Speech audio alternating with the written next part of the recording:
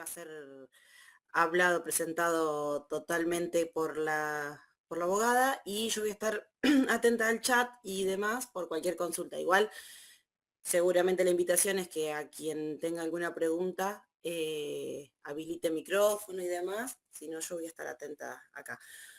Ahí preguntaron cuándo es el parcial. No, este miércoles es repaso y el sábado, el miércoles que viene es el parcial, ¿sí? Y después el viernes siguiente tenían la entrega del trabajo práctico final. A ver si no queda nadie que se está pidiendo admisión. No, estamos todos. Hay personas que avisaron que se van a conectar unos minutitos más tarde y hay otros que quizás están en conexión, pero están como muteados porque están en una reunión o en algo, pero en un ratito ya habilitaba. Así que son las 7:10, ¿te parece que arranquemos? Perfecto, arrancamos. Bueno, Leo, te dejo totalmente, el Meet es tuyo, yo voy a estar silenciada, como les dije a los chicos, voy a estar atenta al chat por cualquier pregunta. Contanos cómo es la metodología de lo que tenés pensado para el encuentro de hoy, si querés que organicemos preguntas durante la charla, al final, bueno, eso estaremos como vos te parezca. Muchas Bien. gracias, Leo. A vos. Bueno, buenas tardes, buenas noches a todos. Mi nombre es Leonela Vogel, yo soy abogada, me dedico, entre otras ramas, al derecho tecnológico. Y hoy la idea es traerles una aproximación en general de las distintas ramas del derecho o, sí, legislaciones que están vinculadas con su trabajo y es importante que las tengan en cuenta. La idea es que no sea una clase aburrida, por ahí hay un par de conceptos que son bastante técnicos, así que cualquier duda o cualquier pregunta que vaya surgiendo, me interrumpen y lo vamos conversando, así lo hacemos más dinámico también. Estaba pensando en una parte más conceptual, que es la primera, y después una parte más de aplicación y que por ahí puedan ver de estos conceptos cómo a partir de ejemplos, de casos ficticios, ustedes me cuenten qué parte del derecho ven involucrada en estas cuestiones, ¿no? Como para llevarlo más, para que se vayan de esta clase con una idea más específica, porque yo sé que los conceptos legales que voy a contarles no los van a recordar y no es la idea tampoco. Así que vemos después cómo queremos dividirla. Si se cansan, me dicen, che, estoy recansado. Estamos recansados, hacemos un corte o no, o seguimos todo derecho, como ustedes prefieran. En primer lugar, me gustaría saber si alguna o alguno de ustedes trabaja ya como desarrollador o desarrolladora y qué imaginaban cuando decidieron, qué imaginaban que iba a ser lo más complejo cuando decidieron estudiar esta carrera. No sé si alguno si quieren contestar por el chat o abrir los micrófonos, como prefieran.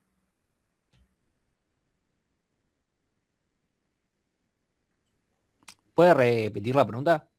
Sí, si alguno ya trabaja o alguna ya trabaja como desarrollando.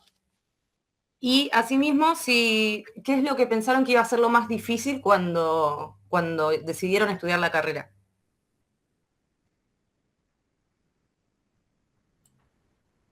Mirá, trabajar actualmente no, pero lo podría poner en ejemplo de prácticas profesionalizantes que tenemos en tercer año. Lo más difícil es justamente adecuarse a las necesidades del cliente porque no son tus necesidades, sino adecuarse justamente a los usuarios y a lo que justamente el cliente quiere, ¿no? Creo que Bien, eso es lo más difícil porque uno dice que somos más programadores, pero no tiene nada en la mano si somos desarrolladores y justamente esa sería la mano de desarrollar. bien, bien, bien. ¿Alguien Bueno, más quiere compartir cualquier proyecto que hayan podido desarrollar? Cuenta también, ¿eh? Prácticas o lo que sea. yo tuve hace poco una entrevista técnica para una agencia de Estados Unidos y me di cuenta que lo más complicado es la entrevista técnica más que el trabajo en sí. Bien, ¿y la entrevista técnica con la agencia o con, no sé, con el equipo o en qué sentido? Primero tuve una entrevista con la reclutadora Sí, más personal y después de esa entrevista pasé a hacer un ejercicio técnico a los días Y nada, el ejercicio técnico lo tenía que resolver solo y sin asistencia de nada, tipo. Y eso era lo más complicado porque después en el trabajo no, tipo, vos tenés herramientas para inteligencia artificial, etcétera, pero ese ejercicio en específico lo tenés que resolver con todo. Claro. Bien, bueno, si nadie más quiere compartir, yo les cuento que desde mi Sí, óptica, yo te iba a perdón, decir, sí, em, bueno, yo no estoy trabajando como desarrollador en este momento, pero sin duda una de las cosas más complicadas es acaparar toda la cantidad de diferentes tecnologías que hay en el mundo del desarrollo. Eso es complicado porque es muchísimo. Obviamente que uno siempre se basa en unas pocas herramientas, pero son tantas las herramientas tecnológicas que es complejo. bien.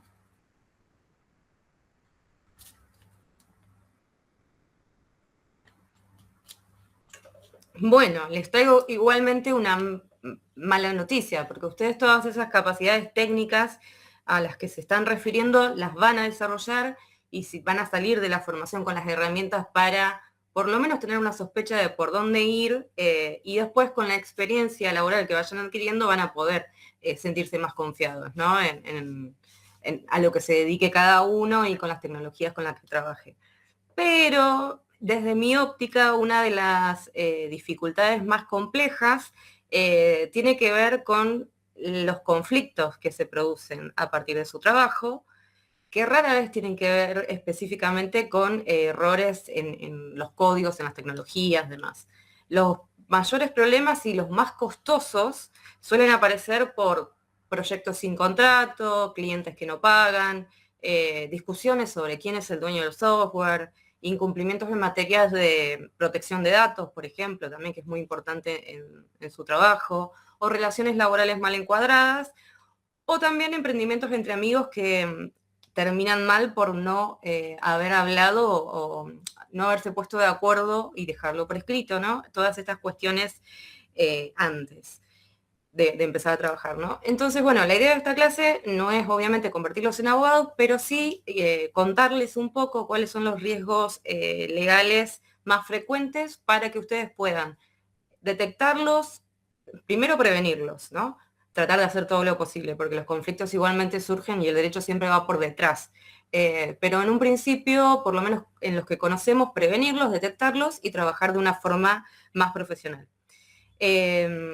Entonces, como regla general, no solo ustedes van a tener que tener el conocimiento técnico que les da la carrera o la experiencia que van a ir adquiriendo, sino que también van a tener que saber documentar acuerdos, gestionar riesgos y proteger también el valor de lo que están creando, ¿no? de su producto o servicio. Para eso vamos a arrancar. Estos son un poco los lineamientos de la clase de hoy. Vamos desde el concepto de persona física a persona jurídica, una breve aproximación sobre el régimen tributario, específicamente cuestiones de contrato, después vamos a pasar por propiedad intelectual, marcas y patentes, protección de datos, su profesión en el derecho laboral y contratos asociativos. También tenemos, para cerrar, una parte del desarrollador y el derecho de la defensa de consumidores y usuarios. Y por último, el tema de los riesgos de la IA hoy en día, que bueno, es algo que no está regulado, así que esa parte también va a ser para conversar y ver qué opinan y demás. En principio, entonces, todas las relaciones interpersonales cotidianas de nuestras vidas están reguladas por el Código Civil y Comercial de la Nación. Acá se marca una diferenciación entre personas humanas, que somos cualquiera de nosotros, o sea, personas físicas, con capacidad para adquirir derechos y contraer obligaciones, y personas jurídicas, que son entidades ficticias creadas por la ley, que también tienen capacidad para adquirir derechos y contraer obligaciones. La diferencia principal es, por ejemplo, Juan Pérez es contratado por una agencia, Juan Pérez cobra, factura, programa, desarrolla, además, sabemos que Juan Pérez es la persona física, no hay dudas. Ahora, si tenemos dos amigos que empiezan a trabajar en conjunto, tienen clientes, comparten un nombre comercial y demás, y no constituyeron una sociedad. ¿Piensan que tenemos una persona jurídica o no? ¿Qué creen? Que sí, que sí. Que sí, bien, muy bien. Sí, en este caso, las personas jurídicas empiezan a existir desde su constitución, pero existen, por ejemplo, las sociedades simples, que son las ex sociedades de hecho, todas están reguladas en la Ley General de Sociedades, y el tema de la elección de cada tipo de persona jurídica, como la sociedad de responsabilidad limitada, la sociedad anónima, la sociedad simple por acciones o las cooperativas, tienen determinados requisitos específicos y va a depender del proyecto que ustedes quieran desarrollar cuál les va a convenir. En este caso de estos dos amigos que trabajan juntos, al no estar constituida como una persona jurídica y no estar registrada, va a haber riesgos patrimoniales diferentes, porque esto significa que sus patrimonios personales van a ser garantes de las responsabilidades que ellos adquieran, incumplan o lo que vaya surgiendo. No es que como la persona jurídica que tiene un patrimonio separado. Entonces esas cuestiones las van a tener en cuenta y la van a tener que tener en cuenta, y también esto, que la diferencia va a estar centrada en que cuando trabajas como una persona humana, en principio, bueno, no hace falta ninguna constitución ni nada por el estilo, pero después cuando uno crece y se forma una sociedad, cambian las obligaciones, tanto impositivas, laborales como contractuales. Entonces son cuestiones para tener en cuenta. Bien, otra cuestión para tener en cuenta es que como trabajadores tenemos la obligación de informar al fisco de dónde provienen nuestros ingresos y tributar por las actividades económicas que desarrollamos. Más que nada para evitar, primero por una cuestión de responsabilidad, entonces para evitar problemas con cuestiones de infracciones o contravencionales que pueden ser decretadas, por ejemplo, por ARBA, perdón, acá es ARBA, Nación ahora es ARCA, no sé allá cuál es la agencia de recaudación provincial, pero bueno, para evitar cuestiones de ese tipo y también conflictos con la ley penal, porque, por ejemplo, existe el delito de evasión impositiva, evasión fiscal, y son cuestiones que hay que tener en cuenta. Porque quizás en un principio no haya inconvenientes, pero cuando uno comienza a crecer y los números son más grandes, el Estado empieza a mirar, porque obviamente necesita y está la obligación legal de que tenga un porcentaje, ¿no? Por esta cuestión de tributación.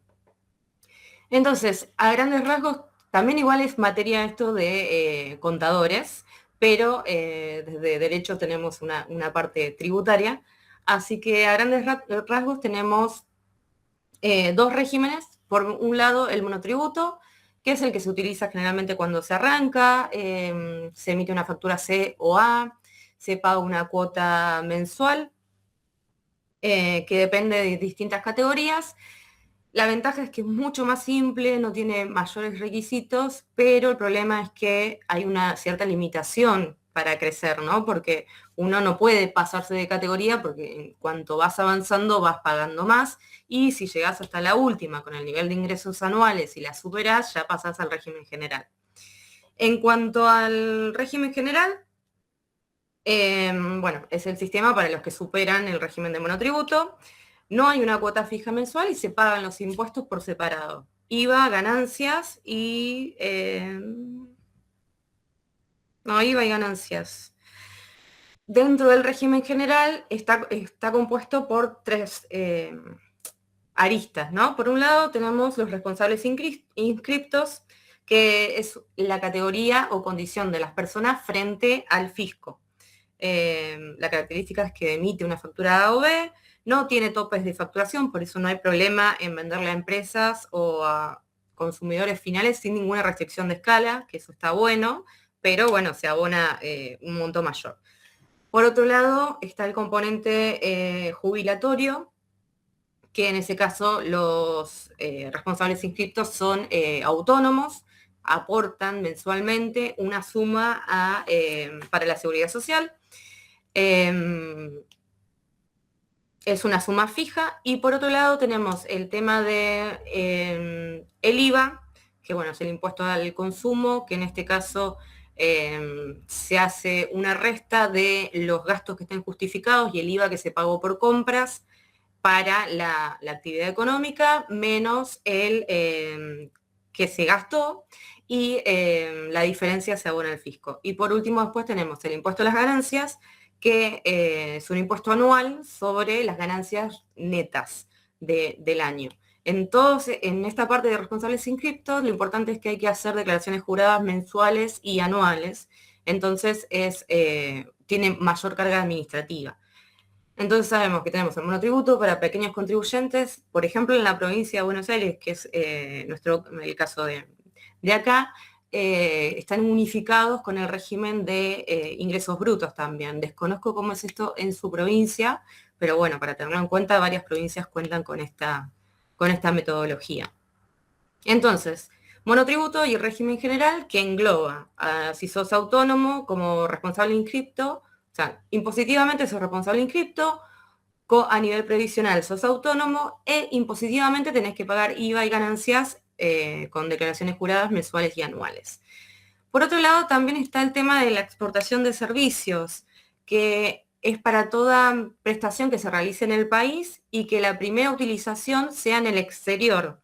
No tiene que existir relación de dependencia y en este caso se emite una factura en dólares y es necesario previamente registrarse ante AFIP como exportadores.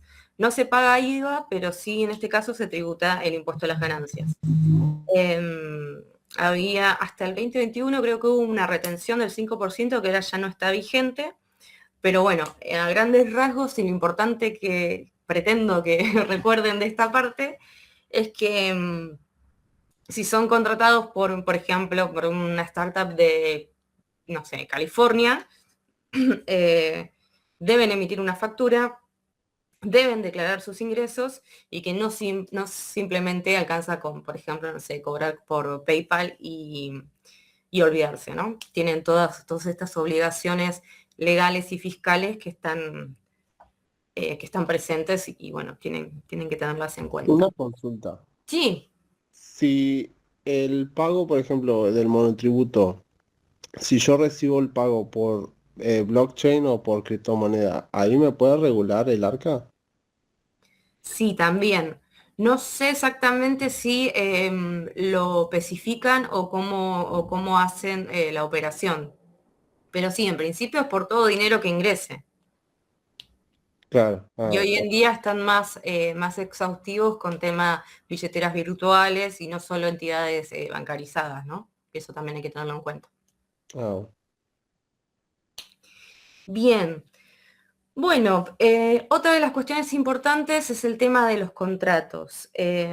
A veces suele pasar que se encarga un determinado proyecto, estamos hablando igual de proyectos chicos, ¿no? Pero por WhatsApp o un amigo o si conversamos esto. El tema es que posteriormente aparecen los conflictos y nadie se acuerda exactamente qué fue lo que se pactó.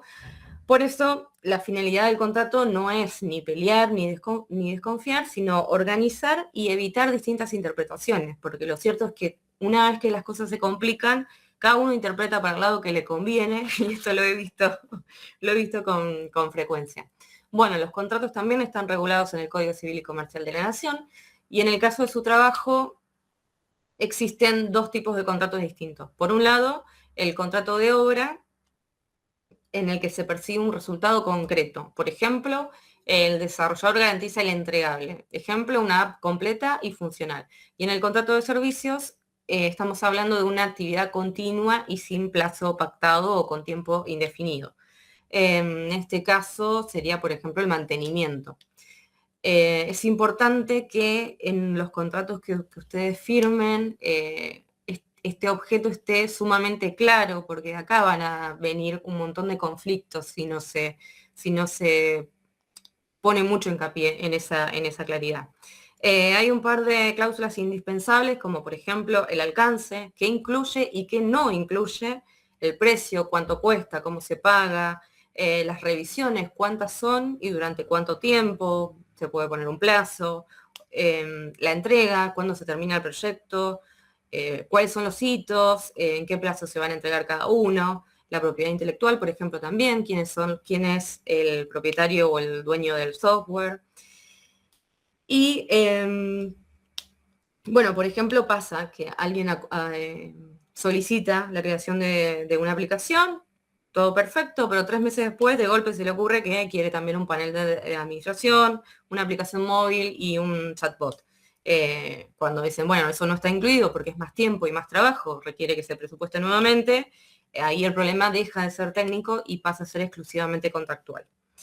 Después tenemos específicamente su caso, a ver si eso está acá, no. El tema del contrato de desarrollo de software a medida. En estos casos, por ejemplo, cuando alguien les pide que necesita determinado producto digital, ustedes pensarán en un código, el abogado piensa en los riesgos, y entonces el contrato lo que hace es hacer el puente entre esas dos cabezas diferentes que están pensando y dejar la mayor cantidad de detalles establecidos en ese contrato. Entonces, dijimos que un contrato de desarrollo de software incluye un acuerdo mediante el cual un desarrollador o empresa tecnológica se compromete a crear una solución informática específica para un cliente, definiendo alcances, funcionalidades, plazos, precio, propiedad intelectual, soporte, responsabilidades. ¿Qué creen que genera más conflicto? ¿Un código mal escrito o unas expectativas mal definidas? Las expectativas. Sí, es mucho más frecuente la conflictividad por estas ocasiones. Existen 2 modelos específicos también de contratación. Tenemos por un lado el de tiempo y materiales, donde el cliente paga por horas trabajadas, por recursos utilizados y por el esfuerzo efectivamente invertido. Y las ventajas para el desarrollador en este caso es que hay menor riesgo económico, la posibilidad de adaptar el alcance y la mayor flexibilidad. Las desventajas es que al final el costo termina siendo incierto y que pueden existir discusiones sobre cómo se imputan esas horas trabajadas, que eso también es algo que hay que tener en cuenta al momento de firmar ese contrato. Bien. Después la otra, entonces tenemos tiempo y materiales y precio fijo. En este caso se acuerda un valor total por todo el proyecto. La ventaja, la previsibilidad económica y un presupuesto definido desde el inicio. Los riesgos es que si el alcance está mal definido, es que aparecen pedidos extras, disminuye la rentabilidad y aumentan los conflictos. El mayor ejemplo de estas dificultades es el scope creep, esto de que aparece un crecimiento constante de cuestiones que no se presupuestaron en un comienzo y que, como decíamos hace un rato, implican más tiempo de trabajo y por eso también tienen un valor en dinero, ¿no? Que corresponde que se paguen. Bien. Mientras vos tomás, Sí. mientras te hidratas. Hidrato. Consulta, ¿alguno ya ha firmado algún tipo de contrato en lo que tiene que ver con algún trabajo? ¿Algo de lo que está diciendo Leo les resuena desde la experiencia o O no? es todo ajeno. Pues claro. Yo trabajé como freelancer, pero leyendo eso, el código me lo quedé yo le di el acceso nomás al software. Bien, sí. Sí, existen distintas posibilidades. ¿Vos esto lo habías dejado por escrito o se dio así? No, o sea, bueno, quedó todo documentado en emails, ¿no? Pero se dio así, yo igual le dije al principio que el código me lo quedaba yo. Bien, bien, bien.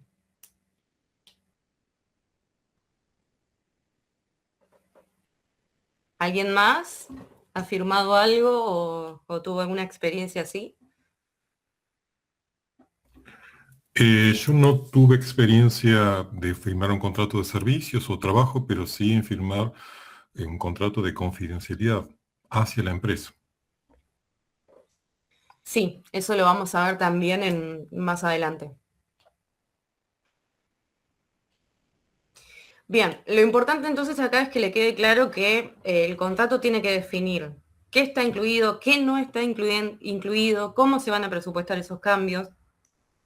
Y hay un par de cláusulas esenciales, como por ejemplo esto de definir el alcance, definir un cronograma donde se establezcan los hitos y las fechas, la forma de pago, por ejemplo, el anticipo, un porcentaje con la entrega beta, después otro porcentaje con la puesta en producción o cuestiones así. Y también esto de la aceptación, cuándo se considera aceptado el software, qué pasa con la propiedad intelectual, que es esto que comentaban, si se cede o se licencia, la confidencialidad, cómo se protege la información del cliente o de la empresa, como comentaban también, las limitaciones de la responsabilidad. Esto es una cuestión muy importante porque la mayoría de los conflictos terminan en reclamos por responsabilidad y son monetarios y de montos abultados. Entonces es importante establecer también hasta dónde responde el desarrollador. Entonces, esta limitación también existe porque ningún software es perfecto, ni Google, ni Microsoft, ni Amazon, ninguno. Por eso las cláusulas, todos tienen errores y por eso las cláusulas que limitan la responsabilidad son fundamentales. Está el software que se entrega tal cual se encuentra, donde no garantiza un funcionamiento ininterrumpido, ni la ausencia absoluta de errores, ni la compatibilidad con el entorno digital futuro, ¿no? Porque sabemos que esto cambia muy, muy rápido también. Entonces es importante. También existe, por ejemplo, limitación de responsabilidad cuando se utilizan servicios de terceros. Sabemos que muchos proyectos dependen y utilizan herramientas de otros sistemas. Entonces, en esos casos también es necesario dejarlo establecido. Bien, bueno, pasamos a la propiedad intelectual. Perdón, quería dejar un ejemplo práctico que, por ejemplo, el cliente modifica el sistema por su cuenta, borra archivos críticos y provoca una caída. En ese caso, después reclama los daños. El contrato debe establecer entonces claramente que el desarrollador no va a responder por modificaciones no autorizadas, que a veces parece una obviedad, pero si las cosas no están escritas, después se complican. Entonces, por eso es necesario que lo tengan en cuenta. Bien, en cuanto a la pregunta, ¿quién es el dueño del código? Es importante que sepan que la ley 11723 protege al software como una obra intelectual. Por eso la transferencia, o sea, la titularidad debe ser expresa y documentada. El pago solo no transfiere la propiedad. Tenemos las opciones sabemos que el autor es quien crea el código y el titular es quien posee los derechos de explotación. Pueden coincidir o no.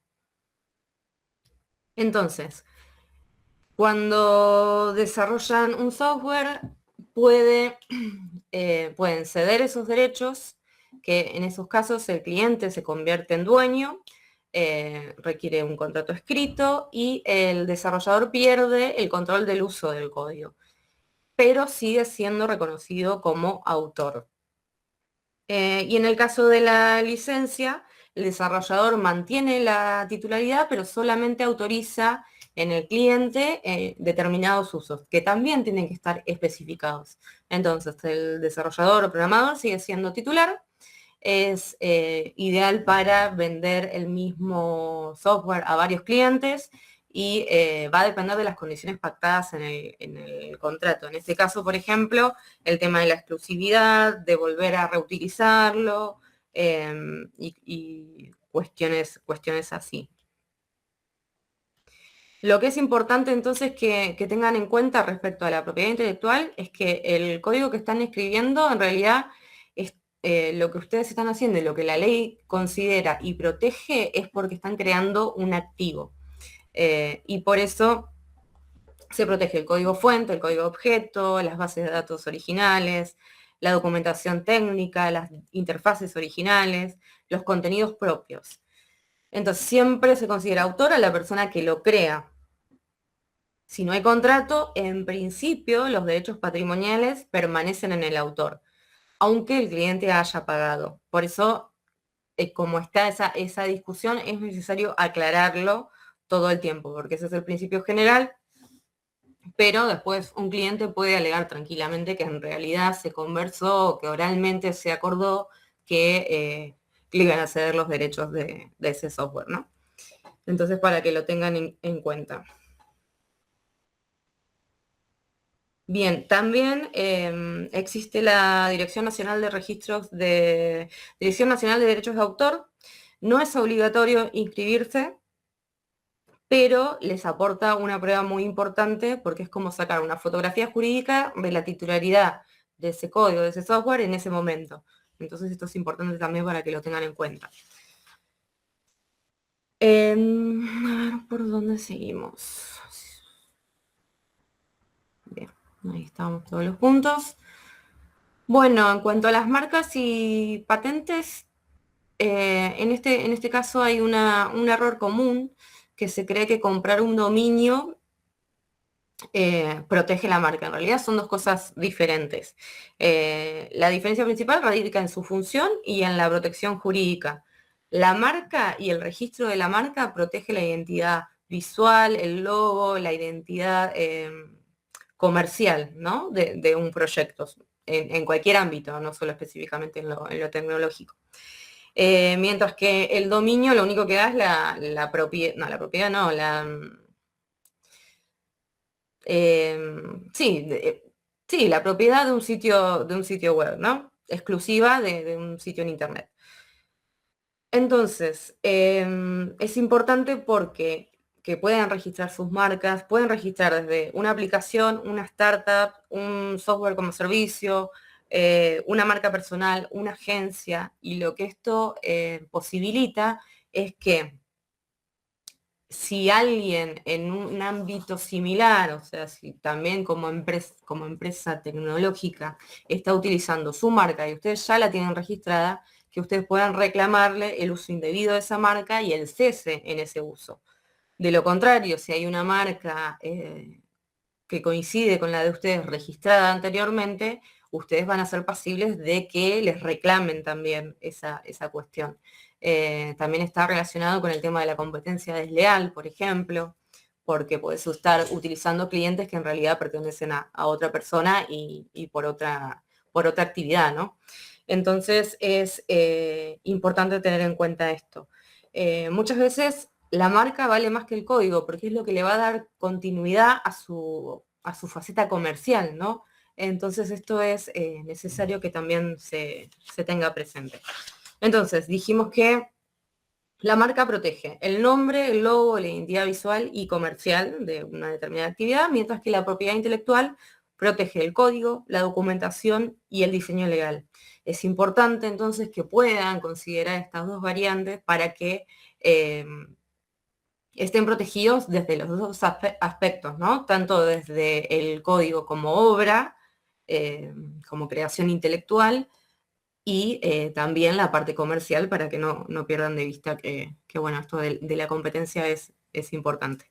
Más hoy en día, ¿no? Que cada vez hay más empresas y demás. El procedimiento es bastante simple, se hace una consulta virtual antes de inscribir a la marca para ver si en ese rubro y en esa actividad existe otra marca registrada de forma preexistente, y después se pueden declarar varias actividades que realiza, se manda el dibujo de la marca y demás. Pero es bastante intuitivo también de hacerlo, así que es importante que lo tengan en cuenta. Bien, el registro es el Instituto Nacional de la Propiedad Intelectual. Y lo que también otorga esta inscripción es el uso exclusivo de esa marca por 10 años, que es renovable. Bien. O sea, Leo, que vos podés poner una marca que sea de otro rubro, o sea, se pueden repetir las marcas, pero mientras que no estén dentro del mismo rubro. Claro. No sé, capaz que sea muy muy fuerte en ese ejemplo, pero Coca-Cola podría tener una marca de ropa, otra persona podría tener una marca de Claro, ropa. en principio para el registro sí, pero dudo que te aprueben Coca-Cola, porque eso, toda la documentación y la consulta que vos pasás primero, cuando haces el registro tenés que presentarla y entonces ahí te dicen, bueno, en realidad Coca-Cola ya existe, aunque se dedique a otra cosa, ¿viste? Estás usando la C con rulito y cuestiones así. Ok. Esa Bien, en es cuanto a la... Sí. Si yo, hay una, por ejemplo, una marca registrada y yo me pongo un nombre muy similar y del mismo rubro, eso ya no contaría entonces. No podrías utilizar esa marca. Claro, aunque no Tendrías que sea cambiarla. exactamente lo mismo. Claro. Sí, también eso, qué bueno que me hiciste acordar, porque similitudes también, no hace falta que sea la misma palabra. Ah, gracias. No, de nada. Bien, en cuanto a la protección de datos, es una situación bastante cotidiana el tema, por ejemplo, de los formularios de contacto, los newsletters, registro de usuarios, los login. Todo implica tratamiento de datos personales. Sabemos que sí, se almacenan nombres, correos, teléfonos, geolocalizaciones, dirección de IP, número de DNI. La pregunta que ustedes tienen que tener presente todo el tiempo es que si su sistema almacena información de personas, en ese caso, probablemente la ley 25326 sea aplicable en su caso y tengan que tenerla en cuenta. Existen diferentes principios fundamentales para tener presente cuando estamos trabajando con datos de personas. En estos casos, el usuario debe aceptar compartir sus datos personales. Esto tiene que estar en el sistema que ustedes creen para acceder a ellos. Entonces tiene que prestar su consentimiento, tiene que estar establecida una finalidad específica, tienen que informarle a las personas para qué van a usar esos datos, dónde se van a almacenar, cómo se van a proteger, y también la confidencialidad, es decir, con quién o no se van a compartir. Entonces, las políticas de privacidad son documentos legales que explican qué datos se recolectan, para qué se utilizan, dónde se almacenan, cómo, con quién se comparten y cuáles son los derechos del usuario con respecto a ellos. Hay un gran error que se repite, que es copiar las políticas de privacidad de distintos sitios. Todos hemos accedido a aceptar políticas de privacidad para acceder a cualquier tipo de producto digital, ¿no? Pero bueno, en estos casos, cada proyecto tiene un tratamiento distinto de los datos, entonces tienen que ser específicas, porque no es lo mismo para la finalidad para la que los recolecta X web que para la que van a usarlos ustedes en su proyecto. Entonces esto es necesario. También existe la obligación de registrar la base de datos en la Dirección Nacional de Datos Personales. Muchos desarrolladores desconocen esta obligación, pero si una empresa administra sistemáticamente datos personales, puede corresponder la inscripción en la base ante la autoridad competente. Bien, después otra cuestión por ahí para los que trabajan para el exterior o para los que vayan a trabajar para el exterior es el tema del Reglamento General de Protección de Datos. Esta tiene un alcance extraterritorial, es una normativa de privacidad y seguridad, una de las más estrictas que existe en el mundo, fue creada por la Unión Europea y obliga a cualquier organización del mundo que maneje datos personales de personas residentes en europeos a proteger su información y respetar sus derechos digitales. Que bueno, derechos digitales se consideran a los que son extensión de los derechos de las personas en el ámbito físico, ¿no? En el de la vida cotidiana. Entonces, ¿qué exige este reglamento? Más o menos lo mismo que toma nuestra ley para hacer la reglamentación acá, que es el consentimiento expreso, la privacidad desde el diseño, o sea, esto que la protección de los datos no sea un bache posterior, sino que desde que se diseña el producto digital se esté considerando el tema de la privacidad. por ejemplo, con la minimización de los datos. Es decir, ¿para qué es lo que yo necesito en realidad saber para este fin, ¿no? No pedir datos por pedirlo, eso es también importante para considerarlo. Bueno, la transparencia y el mecanismo de ejercicios de derecho.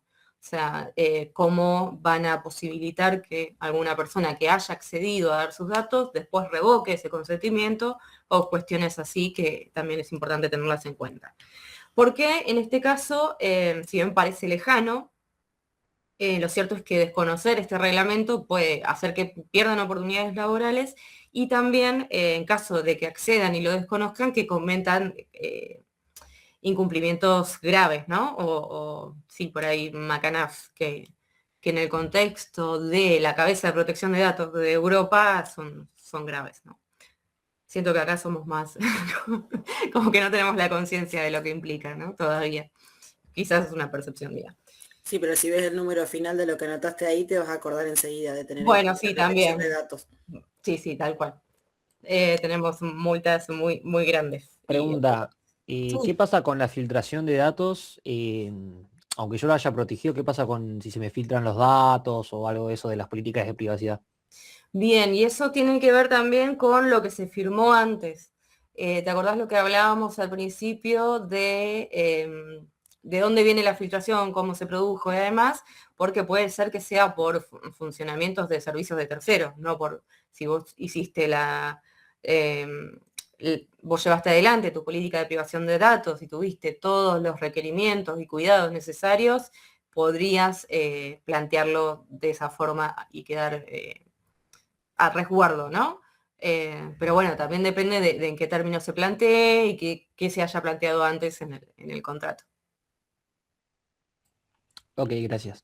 Y De en nada. caso que la filtración sea por parte del Estado, ¿qué consecuencias tendría el Estado de esa filtración de base de datos?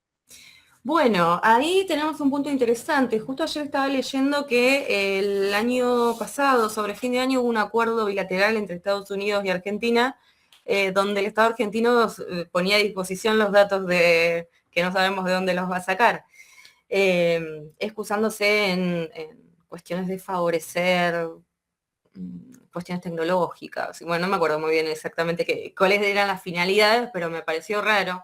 Así que en principio no hay nada establecido respecto a la responsabilidad por la filtración de datos por parte del Estado, salvo que sea algo muy burdo como, no sé, imagino una lista negra de ciudadanos que sean perseguidos, por ejemplo, o una cuestión así que es gravísima y ya estamos hablando de otra cuestión completamente distinta, pero en materia de datos recopilados, por el momento no hay nada. Pero bueno, ya te digo que firmaron con Estados Unidos como una... En realidad Argentina se comprometía a un montón de cosas y no se sabía qué iban a hacer bien con esos datos, ni de dónde los iban a sacar, ni nada. Tendría que leer el documento, pero bueno, el resumen más o menos iba por ahí.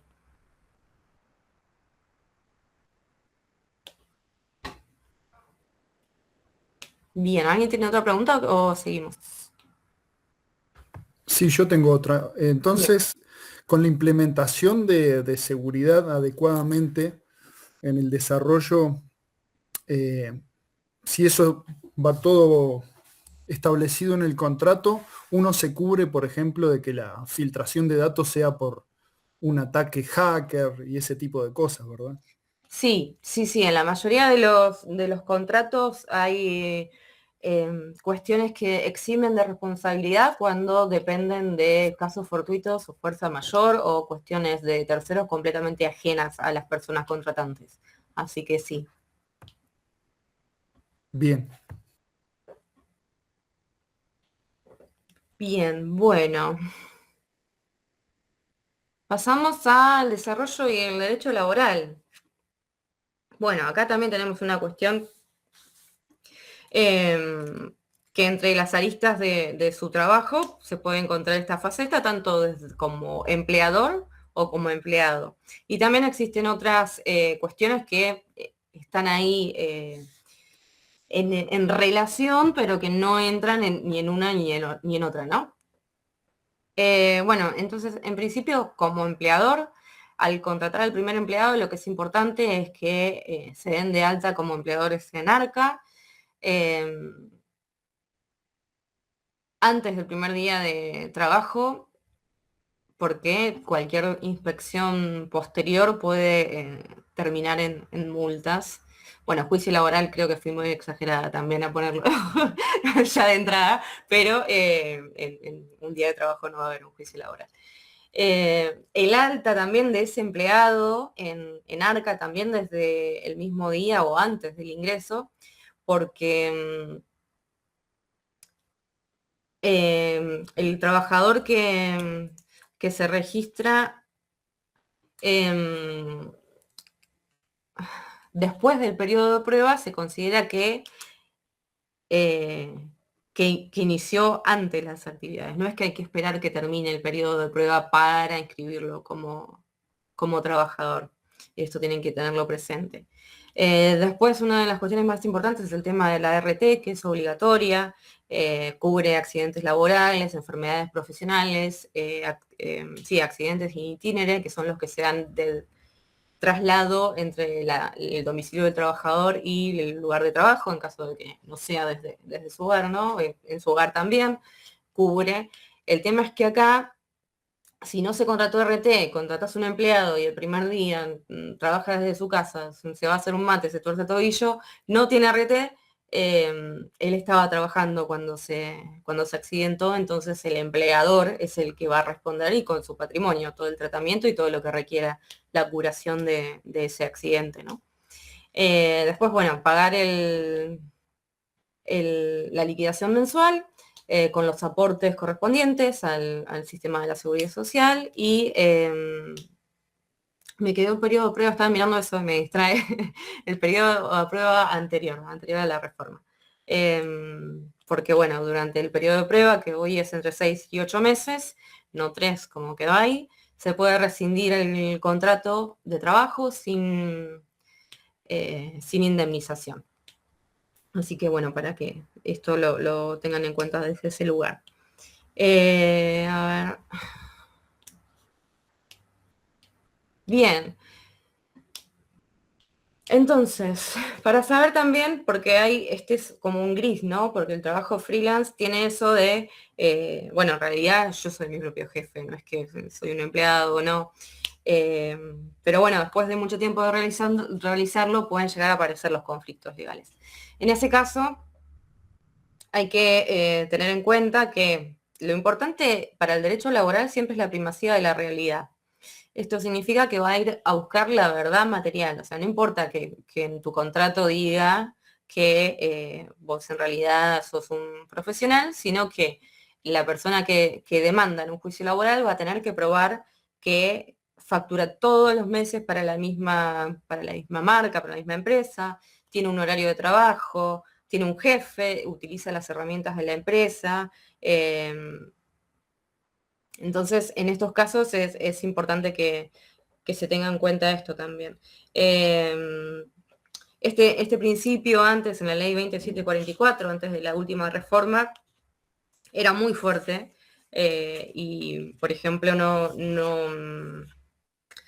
la facturación frecuente de un profesional se tenía muy en cuenta y consideraban que se facturaba seguido a la misma persona. En realidad era una relación de dependencia encubierta, ¿no? Y esto acarreaba todas las obligaciones que tenía ese empleador y que no cumplió.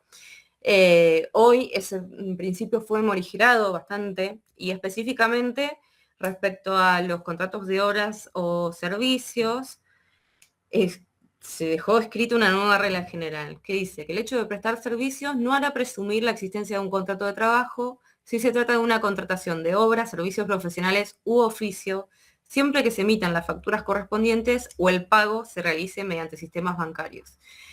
En este caso, igualmente el límite sigue siendo el fraude, pero siempre depende de lo que se pueda probar, ¿no?, en un juicio, porque tampoco es que solamente se dice y ya con eso se logra esa protección al trabajador, ¿no? Entonces, entre los elementos claves que se tienen en cuenta hoy en día tenemos la libertad de horarios, la organización propia, la utilización de recursos propios y la pluralidad de clientes. Estos son aspectos que dan cuenta de que en realidad no sé si estamos en una relación de dependencia si contamos con todas estos requisitos, ¿no? Como para que lo tengan en cuenta también. Bien, acá lo que hablábamos es esto. Zona de riesgo, horario fijo, exclusividad, reuniones diarias obligatorias, supervisión permanente, herramientas y mail del cliente. Y freelance genuino, múltiples clientes, horario propio, herramientas propias, facturación por resultado y libertad de método.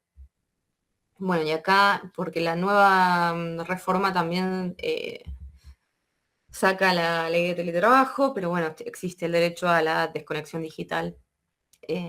Por eso los empleadores no pueden sancionar a los empleados por no responder fuera del horario laboral.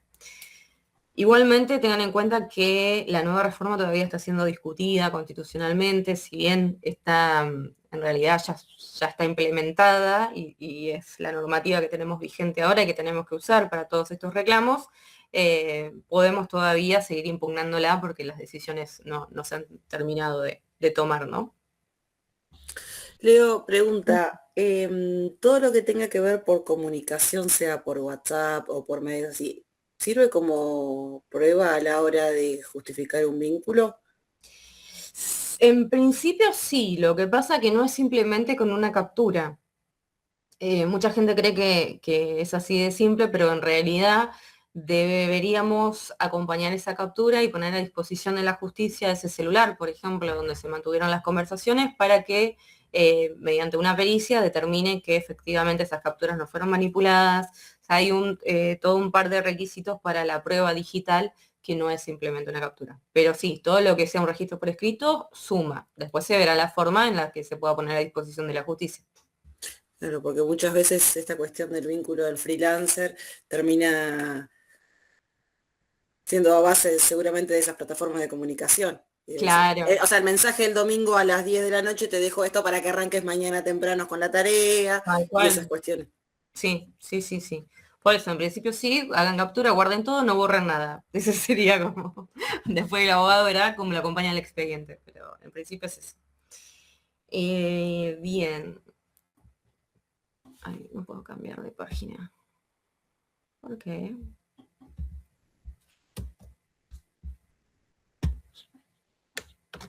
Ahí estamos. Entonces, bueno, por otro lado, esta también es una cuestión que me interesaba poder conversar, el tema de los contratos asociativos, que es cuando dos o más desarrolladores trabajan en un proyecto en conjunto, cada uno mantiene su independencia y factura por su parte. Tenemos acá contratos de colaboración, ¿no? Que deben establecer específicamente quién hace quién, cómo se reparten los honorarios, cómo se responden a los problemas, etc. En estos casos también es necesario entrar en el detalle de estas relaciones y cómo se van a ir desarrollando, porque la mayoría de los conflictos no surgen por problemas tecnológicos, sino por desacuerdos o conflictos entre socios. Entonces, por otro lado tenemos, bueno, hoy hablábamos de la sociedad accidental o de hecho, que cuando trabajan como socios sin haberlo formalizado, hay una responsabilidad donde responden con su patrimonio personal, no solamente con el de la empresa. Y por otra parte, también las sociedades formales, donde se separa, en la mayoría igualmente, porque depende del tipo de sociedad, que eso lo van a tener que evaluar con un contador especializado para ver cuál es la que le queda mejor y que les conviene a su proyecto, ¿no? Y en estos casos, en la mayoría, hay una división entre el patrimonio de la persona jurídica y el patrimonio de las personas. Las responsabilidades y obligaciones en las que incurre la persona jurídica se van a tratar de cancelar con el patrimonio de esa persona jurídica, no con el patrimonio de los socios en principio, ¿no? Porque después, salvo fraude o cuestiones así donde se demuestre que fue constituida por un hecho ilícito, bueno, otras cuestiones más en detalle, pero bueno, está bueno que lo tengan en cuenta. Pregunta, Sí. ¿qué pasa si estoy en relación de dependencia pero no me dan las herramientas para trabajar?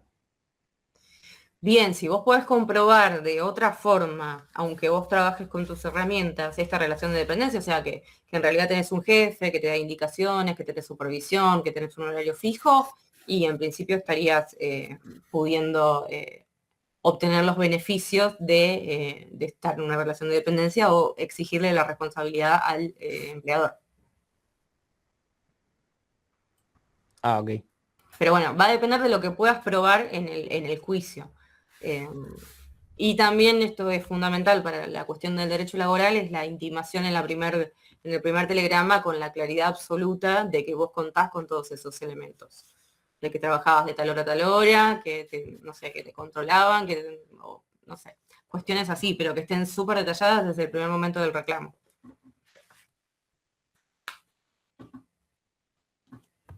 Tengo una pregunta. Sí, ¿Qué pasa si el patrimonio de la persona jurídica no alcanza para subsanar lo que demanda la otra parte? bien. ¿En Y en ese ese caso se extiende a la persona real o...? depende de la personalidad jurídica que hayan elegido, del tipo de sociedad, y por otro lado depende también la causa en la que se generó esa deuda, ¿no? O esa obligación para la cual el patrimonio no alcanza. En principio, sí, por ejemplo, hicieron una sociedad anónima y bueno,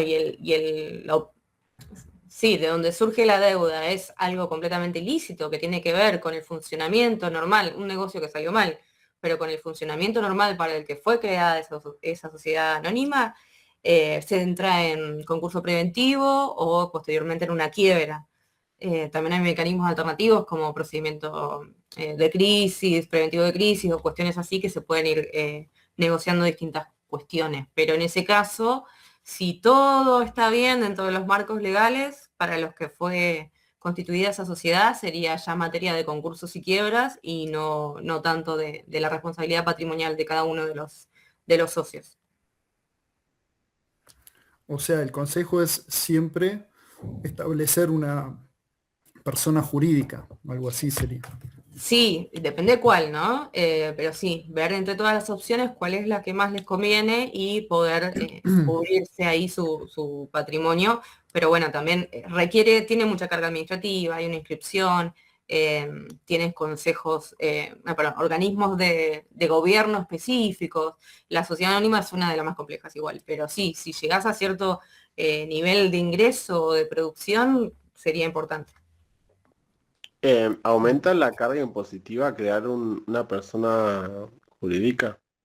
Sí, muchas veces sí, porque imagínate que ya ir a la creación de una persona jurídica implica que vos creciste, que ya no estás trabajando solo como persona humana, entonces vos tenés otra carga económica, ¿no? Otros ingresos y esto tiene que estar reflejado en el patrimonio. Y como tienen tantos requisitos específicos, desde, por ejemplo, la constitución del Consejo de Administración, el fisco, un contador especializado y cuestiones así, sí, son más,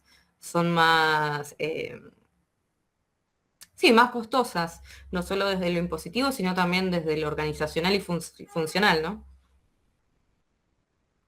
Y la división de porcentajes, por ejemplo, ¿eso se hace con un contador también o con un abogado? La división de porcentajes con respecto a qué decís. A la propiedad de la persona jurídica o de la empresa. Claro, bueno, justo íbamos a empezar a hablar de esto con el tema del acuerdo de socios. Esto se marca desde un principio en el contrato y el documento legal que establece las proporciones de cada uno del trabajo que van a realizar, los roles, las participaciones. Hay una cuestión muy interesante que se llama vesting, que tiene que ver con un contrato donde los socios o fundadores de una empresa tecnológica van adquiriendo la titularidad de las acciones de esa empresa a medida que va pasando el tiempo, no las adquieren toda junta, ¿no? Desde el comienzo, sino que establecen, por ejemplo, un porcentaje en relación al tiempo. Al primer año de trabajo continuo en determinada empresa, van a adquirir un 25% de las acciones de esa empresa. Al segundo año, un 50%, y así. Es una cuestión bastante innovadora que es específica también de este tipo de agencias o startups. Es interesantísimo.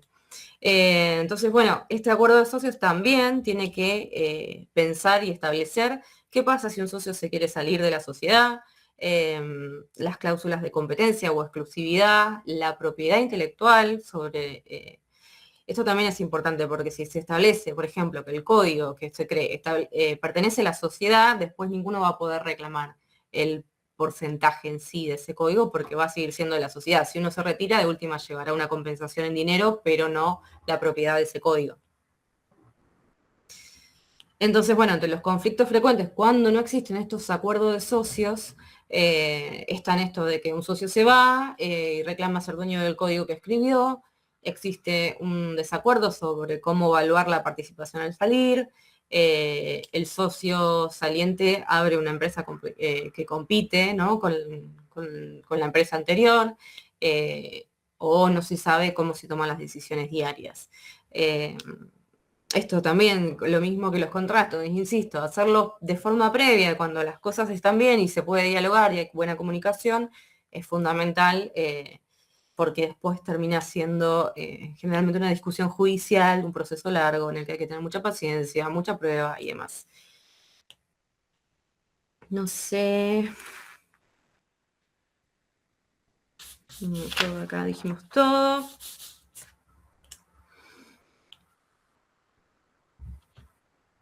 Y en cuanto a eso, a las evaluaciones, yo creo que en este caso será si bien el acuerdo sobre el socio que se quiere retirar va a ser realizado con un abogado, va a tener que ser trabajo conjunto o con un contador o con un perito tasador para poder determinar qué porcentaje, cuánto vale esa empresa, ¿no? Al momento en el que él se quiere retirar y qué porcentaje realmente le corresponde. O sea, es un trabajo conjunto entre contador, perito, tasador y abogado. Muchas gracias. No hay nada. Bien, bueno, y una cuestión importante también que me parecía interesante traerla es el régimen de la economía del conocimiento, que es una ley que tenemos en nuestro país, que es solo para personas jurídicas, que establece grandes beneficios para el tema de empresas tecnológicas. Hay un bono sobre contribuciones patronales, descuentos en distintos impuestos como ganancia, la exención en los derechos de exportación y beneficios que una vez que se obtienen se conservan por el plazo de 10 años. Son requisitos específicos, estar constituidos como personas jurídicas, tener un 70% de la facturación en relación a actividades del conocimiento, no tener deudas fiscales, previsionales ni laborales, y la validación cada 2 años en el registro. También acá se necesita un contador especializado para saber que efectivamente estamos dentro de estas posibilidades para pedirlo. Y una vez más, vemos cómo la constitución como persona jurídica es un requisito también en cierto punto para crecer, ¿no? Es un poco natural que se arranque como persona física, individuo, humano, ciudadano o ciudadana, siendo un monotributista, y uno empieza a crecer y termine por tener que constituir junto a otras personas, trabajando en conjunto, una sociedad para adquirir también todos estos beneficios, ¿no? Bien. Bueno, otra de las cuestiones a tener en cuenta, y ya estamos llegando un poco al final de esta parte, es el tema de la defensa del consumidor y usuario. La ley 24240 adquiere relevancia cuando el consumidor final es el destinatario del software, ¿no? Los ejemplos, las aplicaciones móviles, marketplace, sistemas de suscripción, las plataformas de cursos, todo lo que tiene que ver con el e-commerce. Las consecuencias prácticas: se debe brindar siempre información clara, respetar las ofertas, no hacer publicidad engañosa, garantizar el funcionamiento razonable, siempre tener en cuenta también que resulta importante tener el botón de arrepentimiento para los casos en que tengan compras en esas aplicaciones, y permitir canales de reclamo. Por ahí está bueno que lo tengan en cuenta, porque si les llega un cliente que quiere o va por este lado, que tengan presente estas cuestiones también para brindarles un asesoramiento que marca un diferencial, ¿no? En su trabajo, como si, bueno, yo te desarrollo la aplicación o lo que fuera, o la plataforma de cursos, pero tenemos que tener en cuenta esto y esto y lo otro. Eso da un plus en el valor de su trabajo. Entonces, dentro de las claves tenemos entonces la información que debe ser clara, veraz y comprensible, nada de lenguaje técnico que uno termina aceptando sin saber bien qué es lo que está aceptando. Las ofertas y las condiciones deben cumplirse, el software debe funcionar de manera razonable según lo que se ofrece, el consumidor debe contar con mecanismos simples para reclamar, y el botón de arrepentimiento es obligatorio en contrataciones a distancia, o sí, bueno, los que se hacen por internet. Esto tengo un caso que por no tener ¿qué fue contra Booking? Por no tener botón de arrepentimiento, así que por ahí parece, ¿qué está diciendo? Esto es re lejano, pero después terminan sucediendo cuestiones así. Y por la ley de defensa del consumidor se establece como una extensión de los sujetos que son responsables. Si bien no hay fallos todavía, los reclamos van en esa línea, ¿no? Que todos los que intervinieron en la cadena de producción de ese servicio, que terminó fallándole al consumidor o al usuario, puedan tener una responsabilidad y sean pasibles de pagar un resarcimiento, ¿no? Así que eso también para tenerlo en cuenta. Bien, y vamos a ver, puedo cambiar. Bueno, y ahora una cuestión que tampoco está muy desarrollada legalmente, pero que son conflictos que van a empezar a surgir, porque como sabemos la inteligencia artificial es parte del trabajo diario de la mayoría de las personas ya, y esto implica determinados riesgos, ¿no? Que es necesario que los tengan presentes. ¿Está permitido desarrollar con inteligencia artificial? Sí, la verdad que no hay ninguna prohibición. ¿Se puede programar? Entonces sí, hoy es bastante común utilizar distintas herramientas, distintas inteligencias artificiales que pueden generar funciones, crear tests, detectar errores, sugerir arquitecturas, escribir documentación. No está prohibida. El tema es que hay que comprender las implicancias, ¿no? Si yo copio un código en IA y lo modifica, y este código no chequeo, por ejemplo, los términos de uso, o las licencias, o las condiciones del proveedor, o los acuerdos de no divulgación, antes puedo estar incurriendo en una responsabilidad donde después el que realmente es el titular de ese código me pueda reclamar algo por el estilo. La mayoría de las legislaciones, y la nuestra específicamente respecto a la propiedad intelectual de una obra, o en este caso un software, requieren la actividad humana creativa, ¿no? Entonces, si bien se puede usar para agilizar el trabajo y demás, es necesario que siempre haya un control, una supervisión, y que por ahí el producto terminado no surja exclusivamente de la IA. Si bien, reitero esto y es importante, no existe la prohibición, pero si llevamos a una interpretación todas las normas que hoy estuvimos viendo, estamos presente que se protege, tenemos que tener presente que se protegen cuestiones humanas, ¿no? Esto de creaciones donde interviene efectivamente el hombre. Por eso, en términos generales, las personas pueden ser autoras y las máquinas no. Entonces, por ejemplo, si copias íntegramente una solución creada por IA y no realizas ningún tipo de modificación, ¿creen que existe una creación intelectual propia? No. Depende si la idea es innovadora y si lo puedo resolver yo también parte por mi cuenta. Bien. Y aunque la haya creado íntegramente la IA. Pasa que es muy difícil que la IA te cree 100% un sistema porque hay muchas evaluaciones, test, temas de desarrollo que la IA, aunque sea muy capaz en eso, no lo toma en cuenta. Bien. La IA no te pega el código vos, aunque sí sos responsable de pegar el código, queda la responsabilidad de uno de saber qué te está devolviendo la IA y si vos estás esperando bien el valor. Tal vez la IA me está tirando cualquier cosa y no es lo que yo estoy buscando. Claro, bien. Bien, yo creo que va por ahí. Tiene que ver con esto, con que lo que te devuelve la IA lo puedas revisar, adaptar, documentar o personalizar a lo que vos en realidad estabas buscando crear, ¿no? Que va por ese lado. Bien. O sea, digamos, siempre debería haber algún humano responsable del código que uno utiliza. Sí, Y como decían recién, nunca te va a dar un sistema entero. Uno es el que va mirando el código y lo va combinando.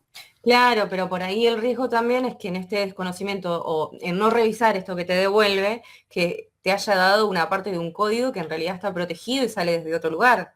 Y que por no revisarlo pasó. Y después pueden venir los reclamos a futuro. El Entonces es tema importante la conciencia, ¿no? De estas cuestiones.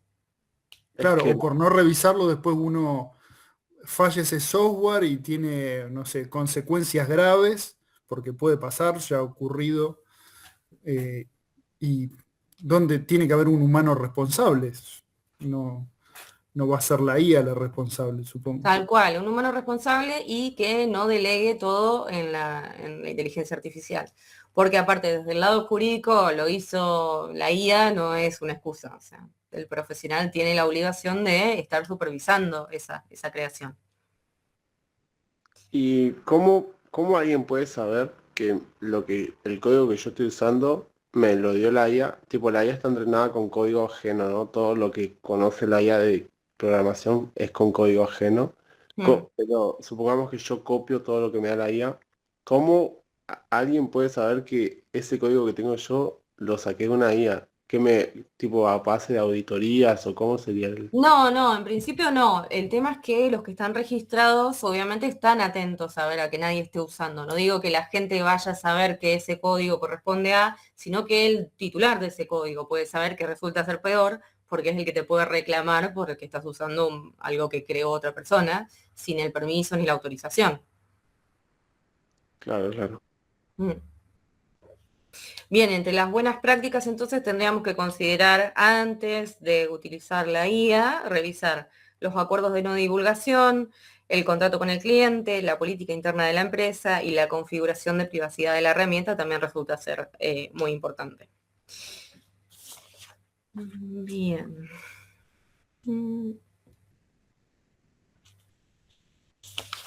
Bueno, esto ya lo conversamos. Bueno, y quizás ya terminaríamos con la primera parte, pero ya viendo la hora, que nos queda un ratito, capaz seguimos, no sé qué piensan ustedes, ¿quieren cortar o quieren que sigamos? Que es la parte más conversable. Y yo estoy pasando bien, así que... Bueno, me alegro. Bien. Bueno, y ahora les cuento, traje acá una situación hipotética donde un grupo de estudiantes crea ¿Dónde arrancaba? O acá. Una startup ficticia que se llama PetMatch, ¿no? Que es una plataforma para adopción responsable de mascotas. Permite publicar mascotas en adopción, registrar usuarios, buscar animales por ubicación, gestionar estas solicitudes de adopción y conversar con un chatbot para ayudar a encontrar a la mascota adecuada, ¿no? Tiene un stack tecnológico determinado. Y la pregunta que quiero que vayamos conversando un poco entre todos, es ¿dónde aparece el derecho dentro de este sistema, ¿no? Imaginemos entonces que 3 de ustedes se unen para desarrollar PetMatch como trabajo final de la tecnicatura. Uno programa, uno diseña, uno se ocupa de redes y comunicación. Y al principio todo parece sencillo, pero unos meses después la aplicación funciona, comienzan a registrarse usuarios, una ONG está interesada en utilizarla y aparece un posible inversor. Y entonces surge la primera pregunta jurídica. ¿Quién es el dueño del proyecto? ¿Qué piensan? ¿Será Y 33,33%. así de entrada? Eh, Supongo que el equipo. el equipo, sí, pero si alguno quiere, ponele que el equipo. Yo había pensado quién, el que tuvo la idea, el que programó, los tres, el que consiguió el financiamiento. La realidad es que estas cuestiones hay que pensarlas antes, ¿no? Porque después puede que digan, bueno, sí, 33,33%, porque somos personas con buena fe y ninguno tiene una urgencia extraordinaria de dinero, imagínense, porque ahí las prioridades cambian y no hay problema. Pero no siempre es así, y esto es lo que el derecho busca, ¿no? Prevenir. Entonces, meses después, uno de los integrantes abandona el proyecto. Al tiempo, Petmatch consigue financiamiento. Entonces reaparece, o sea, se fue porque se fue a hacer otra cosa, reaparece y dice, bueno, yo desarrollé el módulo principal y quiere su parte. O sea, ya se fue, ya se llevó una participación, pero ahora como él dice que la idea principal fue de él, quiere reclamar. Y supongo que depende de qué tipo de acuerdo de palabra llegamos con él para cuando se haya ido del equipo. Si, por Cla- ejemplo, si se hace responsable, por ejemplo, porque uno siempre va a querer ir a buscar el dinero, pero por ejemplo, si su módulo falla, se va a hacer responsable él de luego de si falla. Supongo que depende del acuerdo que se haya pactado. Bien, tu respuesta está casi bien. Es esto, depende de lo que se haya pactado, pero no de palabras, porque estos conflictos es lo que hablábamos hoy al principio con el tema de los contratos. El acuerdo de socios tiene que ser por escrito y cuando todo va bien, para que después cuando surjan estas cuestiones, ya esté, bueno, volvemos al contrato, a ver cómo era esto, qué pasaba si alguien se iba y qué pasaba con el trabajo específico que desarrolló en el proyecto o lo que fuera. Eso es súper importante. Entonces sería acuerdo de palabra que se pueda demostrar o no. En realidad yo dejaría la parte de palabra fuera, el acuerdo de socios y por escrito, para evitarse todos estos conflictos. Porque después los acuerdos de palabra, ¿cómo los demostrás y termina siendo lo que dice uno contra lo que dice otro? Ok, claro. Y ese Bien, acuerdo escrito tiene que haber algún ente entre el medio, puede firmarlo los dos o los tres y ya está. ¿Tiene que haber alguna institución que valide ese contrato? no. Los contratos no requieren ningún tipo de formalidad específica, salvo por ejemplo, no sé, una compraventa de un inmueble que requiere una escritura pública y demás, o una cesión de derechos que también requiere una escritura pública. Pero en principio los contratos tienen libertad de formas y son tan importantes porque obligan a las partes que lo firman como si fueran la ley misma.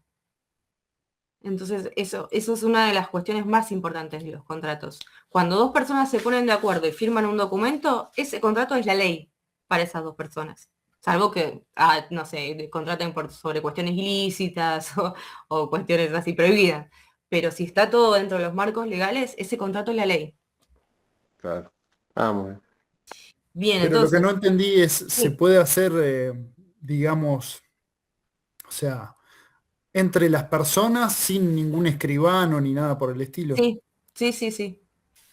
Sí, no hace falta una formalidad de Ah, no, escribano no ni hace nada. falta, tiene validez. Sí, Por, sí. ah, bien.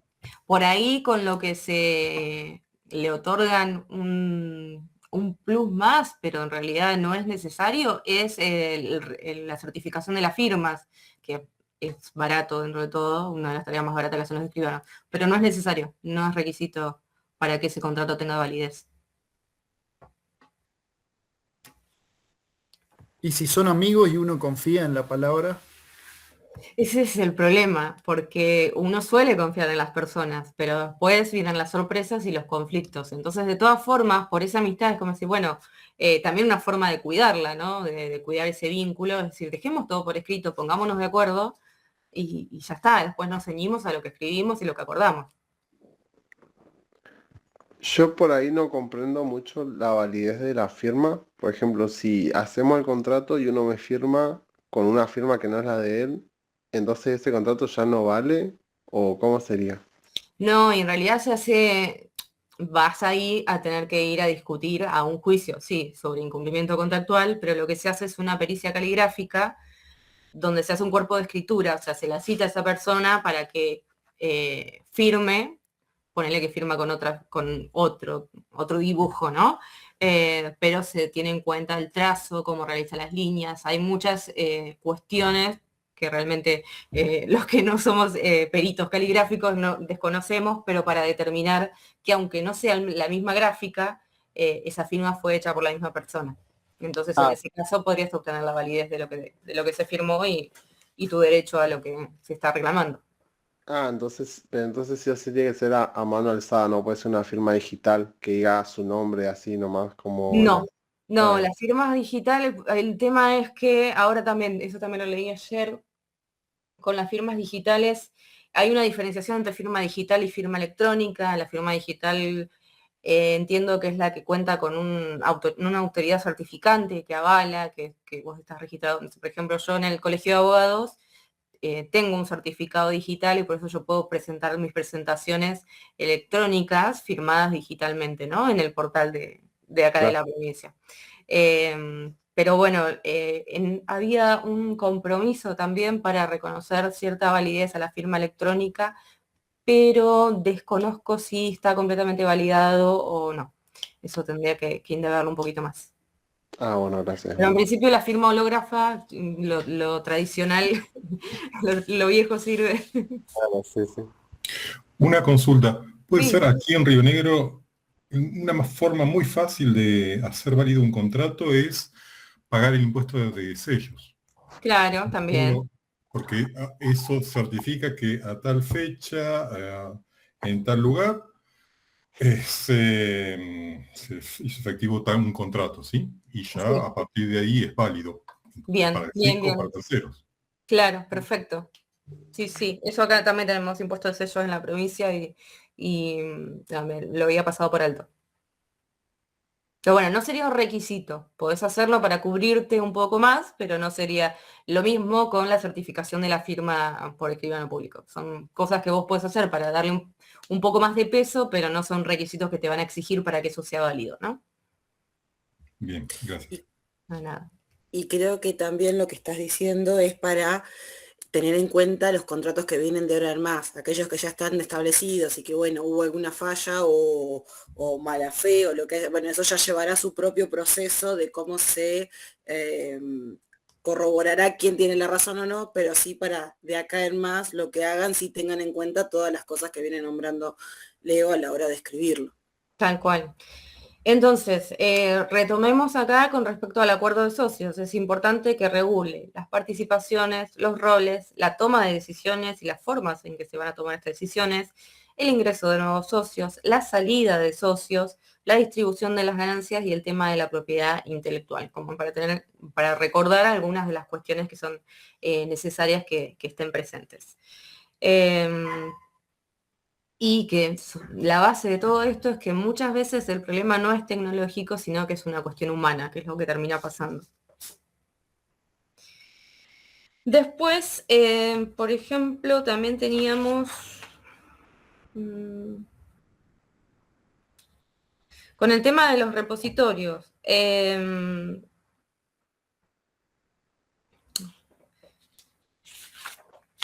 ¿Quién debería, por ejemplo, en esta aplicación ser el dueño del repositorio que se esté utilizando? ¿El desarrollador, la startup o el cliente?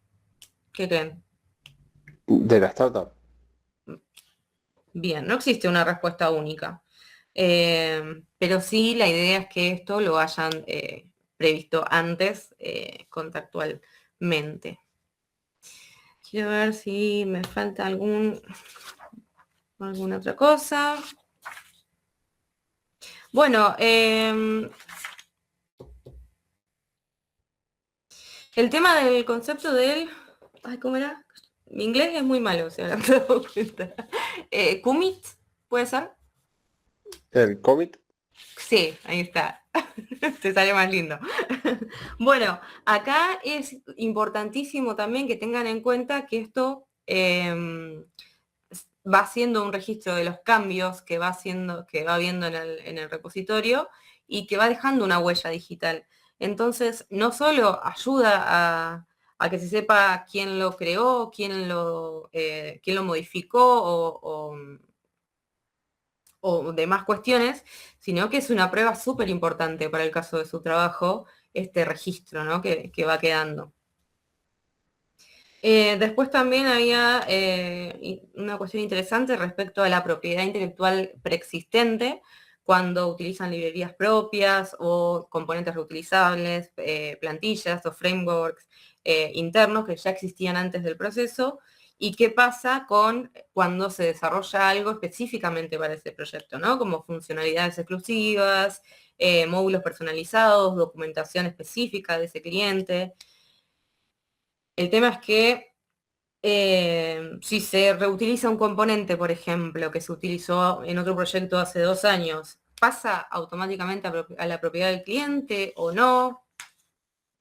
Eso también es una cuestión que tiene que quedar previamente establecida, porque todas hacen una diferencia en cuanto a los reclamos, tanto respecto a la funcionalidad como respecto a los derechos que se van a derivar, ¿no? de esas cuestiones. Bien, después tener en cuenta también el desarrollo a medida o el software de servicio. Esto cambia completamente el negocio directamente. Por ejemplo, si en el caso de nuestra aplicación ficticia PetMatch, una veterinaria contrata a PetMatch para desarrollar un sistema exclusivo.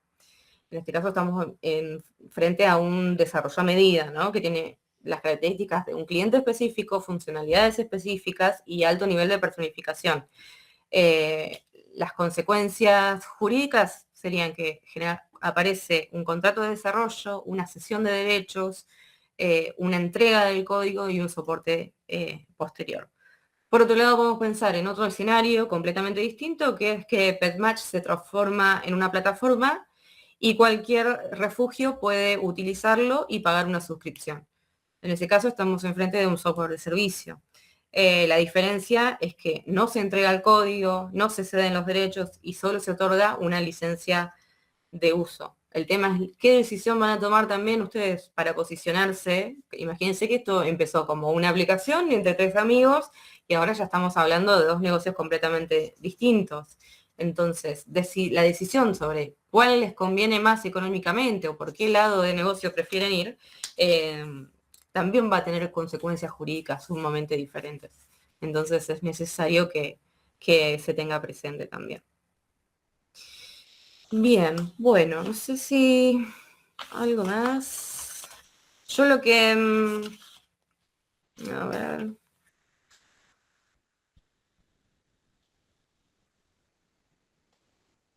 Bien, no. Yo por ahí te spoileo el final, pero te hago una consulta. Sí. De todas estas cosas que vos has dicho y mencionaste recién, que parecen ser como una enumeración bastante interesante, ¿existe algún tipo de checklist o de cosas que tendría que reconocer un contrato ideal? Que a la hora de... Sí. Yo tengo... el año pasado en la clase la pasé, me acuerdo, al checklist. Quizás puedo volver a compartirte ese para que se los pases. Y si no, les dejo la invitación. Mis redes son Lex Frila, tanto en Instagram como en TikTok. Y ahí voy subiendo contenido y hay un link para descargar también gratuitamente ese checklist. Así que, bueno, eso se los dejo. Si bien les paso el del año pasado, pero el de este año que está ahí en el link está más desarrollado. Tiene mayor nivel de profundidad. Se los voy a subir a la plataforma cuando todos hayan puesto a seguir en tu perfil profesional. Bueno, dale, síganme que soy malísima para hacer videos, pero bueno, lo estoy intentando. Bueno, entonces, ¿qué pretendo que recuerden, ¿no? Hace algunos años la complejidad de su tarea era generar o pensar en los contratos, ¿no? Para desarrollo de software. Hoy, además, hay que entender cómo impacta tanto la inteligencia artificial, los datos personales y la propiedad intelectual en su trabajo cotidiano. Sabemos que la tecnología cambia muy rápido, pero los riesgos legales también, entonces es necesario que tengan un panorama y que puedan, por lo menos decir, che, algo me suena de lo que dijeron en la clase, acá tendría un poquito más de cuidado, o no, averiguo, me asesoro con un profesional especializado, tanto desde el derecho como desde el lado de contadores, también es importante, porque como ustedes cuentan también, como lo comentaban al principio de la clase, con cada vez mayor cantidad de herramientas y cuestiones especializadas en distintas tecnologías, también existen esas herramientas y ese asesoramiento especializado en otras ramas, ¿no? Y la idea es que se puedan, sí, confluir y que hablemos todo el mismo idioma en base a cuidar en realidad su trabajo. Entonces, entre las cuestiones más importantes, me parece dejar claro que profesionalizar no es burocratizar, es necesario presupuestar con alcance y exclusiones específicas, registrar los acuerdos por escrito, separar el código transferible de herramientas propias reutilizables, incluir la política de privacidad en todo el proyecto que recolecte datos, bueno, ver las obligaciones como empleador y los derechos como empleado, y si se asocian también documentar los roles, las participaciones y los temas de propiedad intelectual. Me parece también interesante que recuerden, o sea, o por lo menos mi deseo, es que se queden con esta clase con una sola idea, que es que el código en realidad es un activo, sus productos son un activo, y como cualquier activo valioso necesita protección. Los contratos protegen las relaciones, la propiedad intelectual protege las creaciones, la protección de datos protege a los usuarios y los acuerdos de socios protegen los proyectos. La planificación legal entonces permite que cuando una idea empieza a crecer y deja de ser solamente una idea, deje la menor cantidad de aristas posibles al azar. No significa que no vayan a existir conflictos futuros, pero por lo menos que los que hoy conocemos o vemos que tienen cierta frecuencia se puedan cubrir. Eso por un lado. No sé, por mi parte, no sé si alguien tiene alguna otra pregunta o algo que quiera decir. Acá dejo las leyes.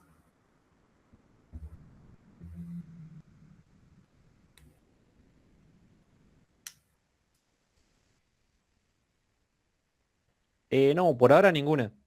Bien. Bueno, cualquier cosa también les dejo el mail y cualquier duda que necesiten o cualquier cuestión estoy a disposición. Y muchas gracias.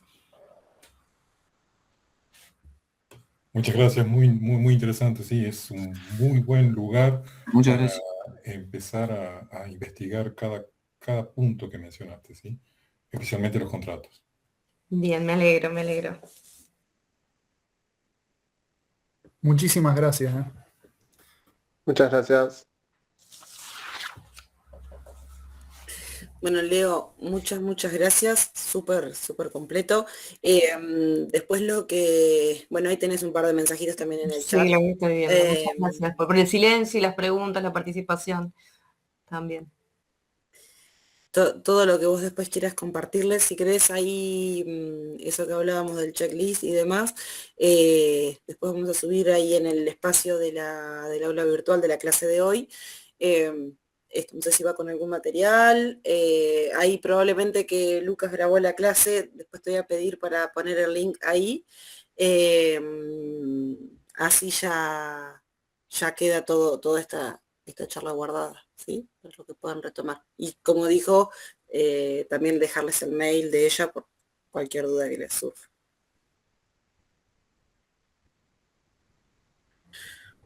Bueno, ¿tienen alguna otra consulta antes de ir terminando por hoy por acá? No, mi aporte, o sea, lo que tengo para decir es que está bueno este tipo de, digamos, este tipo de teoría, porque nosotros siempre estamos preocupados más por lo técnico y esto siempre es como que se nos pasa, ¿no? O nunca lo pensamos. Igual con O toda la muy implicancia poco. que... Perdón. No, que decía que muy pocas veces pensamos sobre lo legal. Igual me da que con la implicancia y con las responsabilidades varias cosas que nombró Leo, si se olvidan, va a pasar una sola vez. Para la segunda vez después lo van a tener en cuenta. Ojalá Está nunca mal. pero sí. Chicos, Está silenciada. ahí está, eso. ¿Alguna cuestión más? O sea que como consejo hay que dejar todo por escrito y nada por suposición. Sí, prioritariamente en manos de un abogado o un contador, pero en principio todo por escrito. Para empezar, con que registren todo por escrito está muy bien.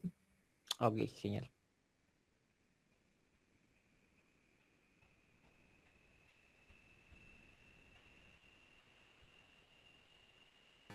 Y una última pregunta, porque por ahí uno empieza con un proyecto muy pequeño, entre amigos.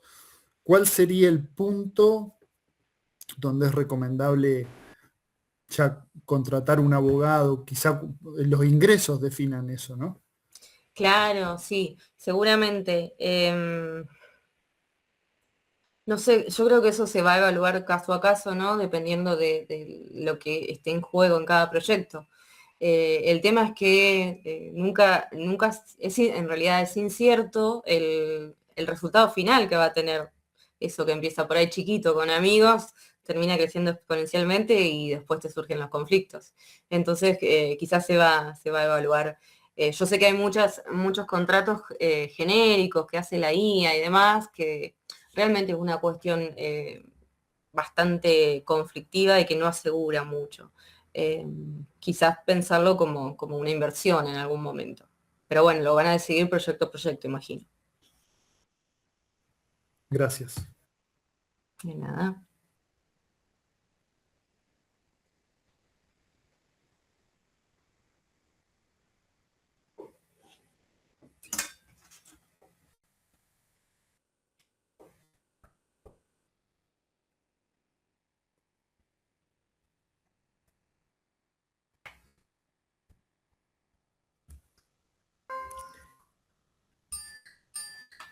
Bueno, chicos, ¿les parece que entonces si no tienen otra consulta, nos vemos el miércoles? Les dejo una pregunta, les dejo una consulta de lo que vamos a arrancar. ¿Qué de todo esto o en qué espacio, digamos, del modelo de negocio de cada uno de sus propuestas tendrían en cuenta todas estas nuevas actividades contractuales que les mencionó Leo para considerar? Porque de hecho, por ejemplo, recién dentro de lo que hablaba Emiliano, de en qué momento probablemente sea necesario considerarlo dentro de la estructura de costos, ¿sí? Y sea necesario una consideración dentro de lo que sea la fuente de ingresos para que esté la figura de un nuevo profesional como el abogado o el contador, quien nos asesore en esto, para ser considerado dentro de ese modelo. ¿Se entiende? La consulta, la pregunta va a dónde van a ubicar dentro de ese modelo de negocios estas nuevas obligaciones, estas nuevas actividades que requiere su protección o la protección del negocio en sí para funcionar. Puede ser en la propuesta de valor, puede ser. No, porque que vos tengas un abogado o un contador no va a cambiar qué es eso fundamental que hace tu servicio o tu producto.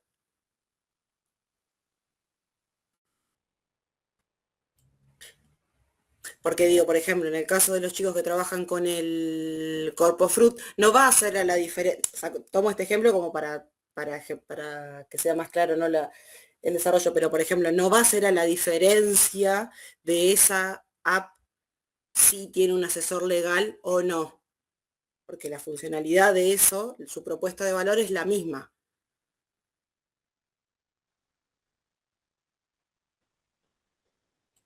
No entendí, ¿puedes repetir la pregunta?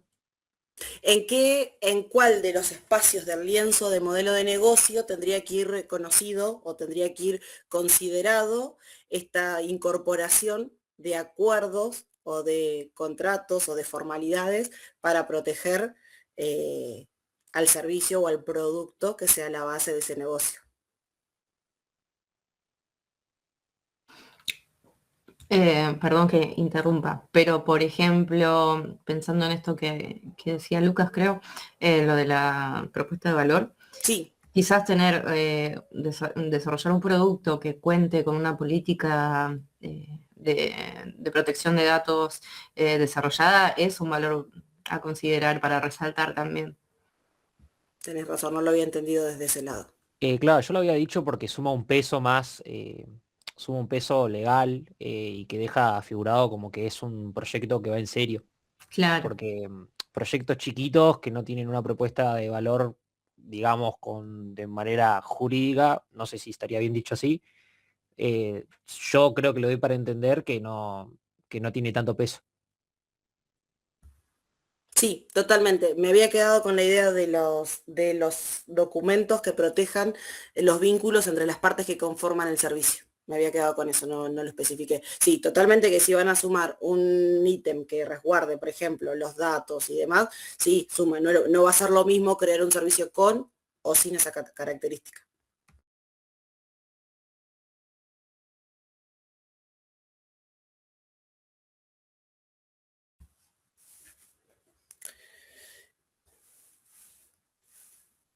Bien, igualmente si quieren lo podemos charlar el miércoles. Va a ser lo mejor, profe. Bien. Bueno, chicos, ¿tienen otra clase ahora o ya quedan libres por hoy? Quedamos libres. Bueno, libres por ahí. Bueno, gente, entonces dejamos, o sea, queda abierto el micrófono por cualquier, o sea, el espacio por cualquier consultita, para aquellos que no, si quieren pueden retirarse y nos vemos directamente el miércoles en el instituto.